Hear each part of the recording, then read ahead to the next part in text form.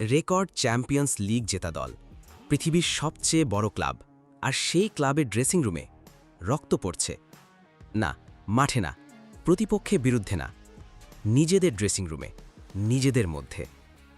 এল ক্লাসিকোর মাত্র ৩ দিন আগে ফেদেরিকো ভালভার্দেকে হাসপাতালে নিয়ে যেতে হলো। কপাল কেটে গেছে, মাথায় আঘাত, আর সেই আঘাত দিয়েছে কোনো প্রতিপক্ষ খেলোয়াড় না, তার নিজের সতীর্থ অরেলিয়ান চুয়ামেনি। রিয়াল মাদ্রিদে আসলে হচ্ছেটা কি? ঘটনার শুরু ২ দিন আগে। ভালদেবাবাস ট্রেনিং গ্রাউন্ডে রিয়াল মাদ্রিদের রুটিন সেশন চলছে। হঠাৎ একটা ট্যাকেল ভালভার্দে থেকে চুয়ামেনির দিকে, কড়া, হয়তো একটু বেশিই কড়া। মাঠে সেটা থামল, কিন্তু ড্রেসিং রুমে গিয়ে থামল না। সেশন শেষে চুয়ামেনি সরাসরি ভালভার্দের মুখোমুখি হলেন। কথা হলো, গরম কথা। তারপর সেদিনকার মতো শেষ। কিন্তু বৃহস্পতিবার সকালে আগুনটা আবার জ্বলল। অনুশীলনের আগে চুয়ামেনির হাত মেলানোর আমন্ত্রণে সাড়া দেননি ভালভার্দে। অনুশীলনেও একে অন্যকে হার্ড ট্যাকেল করতে থাকেন। বাধ্য হয়ে কোচ আলভার আরবেলোয়া দুজনকে একই দলে রাখেন। কিন্তু বিবাদ থামেনি।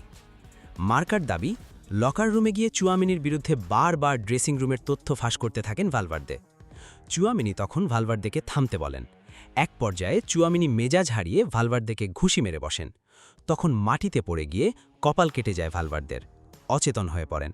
হুইলচেয়ারে করে তাকে নিয়ে যাওয়া হয় হাসপাতালে। পরীক্ষার রিপোর্ট এলো ক্র্যানিও এনসেফালিক ট্রমাটিজম, চিকিৎসা বিজ্ঞানের ভাষায় মাথায় আঘাতজনিত কনকাশন। ডাক্তারি নির্দেশ ১০ থেকে ১৪ দিন সম্পূর্ণ বিশ্রাম, যার মানে ক্লাসিকোতে খেলা হবে না ভালভার্দের। যদিও ভালভার্দে দাবি করেছেন তর্ক-বিতর্কের এক পর্যায়ে দুর্ঘটনাবশত টেবিলের কোনায় মাথা লেগে কপাল কেটে যায় তার। চুয়ামেনি তাকে আঘাত করেননি। ইনস্টাগ্রামে এক দীর্ঘ বিবৃতিতে তিনি বলেছেন, কিছু মানুষ আছে এই ড্রেসিং রুমে যারা মরশুমের শেষ পর্যন্ত শেষ শক্তিটুকু দিয়ে লড়ছে। সেই হতাশা, সেই ক্লান্তি আমাকে নিয়ন্ত্রণ হারাতে বাধ্য করেছে। আমি দুঃখিত।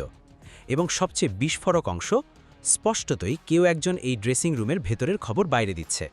শিরোপাহীন একটা মৌসুমে রিয়াল মাদ্রিদ সবসময় নজরের কেন্দ্রে, আর সবকিছু এখন অতিরঞ্জিত হয়ে যাচ্ছে।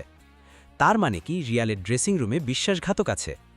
রিয়াল মাদ্রিদ সঙ্গে সঙ্গে আনুষ্ঠানিক বিবৃতি দিয়ে ভালভার্দে ও চুয়ামেনি দুজনের বিরুদ্ধেই শাস্তিমূলক প্রক্রিয়া শুরু করার ঘোষণা দিয়েছে। স্প্যানিশ মিডিয়া জানাচ্ছে, ক্লাবের ভেতরে একাধিক স্টাফ মেম্বার এই ঘটনাকে ভালদেবাবাস ইতিহাসের সবচেয়ে গুরুতর ঘটনা বলে বর্ণনা করেছেন। বৃহস্পতিবার সন্ধ্যায় জরুরি বৈঠক ডাকা হয়েছে। ভালভার্দে চুয়ামেনির ঘটনা হয়তো সবচেয়ে নাটকীয়, কিন্তু এটা বিচ্ছিন্ন না। এপ্রিলে আন্তোনিও রুডিগার ড্রেসিং রুমে রিয়ালের লেফট ব্যাক আলভারো কারিয়াসের সাথে তীব্র মনোমালিন্যে জড়িয়েছিলেন। পরে ক্ষমা চেয়েছেন, পুরো দলকে লাঞ্চে ডেকেছেন। প্রায় কাছাকাছি সময়ে কিলিয়ান এমবাপ্পে বেতিসের বিপক্ষে ম্যাচের আগে ট্রেনিংয়ে একজন সহকারী কোচের দিকে চড়া গলায় অপমানজনক ভাষায় কথা বলেছেন, কারণ তিনি অফসাইড ফ্ল্যাগ তুলেছিলেন। হ্যামস্ট্রিং ইনজুরিতে ছুটি পেয়ে সেই এমবাপ্পে উড়ে গেলেন ইটালি সঙ্গিনীকে নিয়ে। দল কঠিন সময়, আর তিনি সার্দিনিয়ায়। ভক্তরা খেপলেন। এমবাপ্পেকে বাদ দেওয়ার জন্য অনলাইনে পিটিশন শুরু করলেন, যেখানে এর মধ্যে হয়ে গেছে ২ কোটিরও বেশি সই। আলভারো কারিয়াস ৫০ মিলিয়ন ইউরোর সাইনিং, একের পর এক ম্যাচে বেঞ্চে বসে থাকছেন। সতীর্থ মেন্ডি ইনজুরিতে মাঠ ছাড়তেই ক্যামেরায় ধরা পড়ল তার হাসি। তিনি অবশ্য বলছেন সব রিপোর্ট মিথ্যা, তার প্রফেশনালিজম নিয়ে প্রশ্ন তোলাটা অন্যায়। রোববার ক্যাম্প নো, হান্সি ফ্লিকের বার্সেলোনা এগিয়ে লা লিগায় ১১ পয়েন্টে। তাদের শুধু একটা ড্র দরকার, শিরোপা নিশ্চিত। আর রিয়াল মাদ্রিদ, ভালভার্দে হাসপাতাল থেকে বাড়িতে, এমবাপ্পে খেলবেন কিনা অনিশ্চিত, কুর্তোয়া থাই ইনজুরি থেকে ফেরার চেষ্টায়। কোচ আরবেলোয়া নিজেই জানেন এই মৌসুমের পর তার চাকরি নেই। মরিনহো ফেরার গুঞ্জন চারদিকে। রিয়াল মাদ্রিদ অনেক ঝড় সামলেছে, কিন্তু এবার ঝড়টা বাইরে থেকে আসেনি, এবার এসেছে ভেতর থেকে।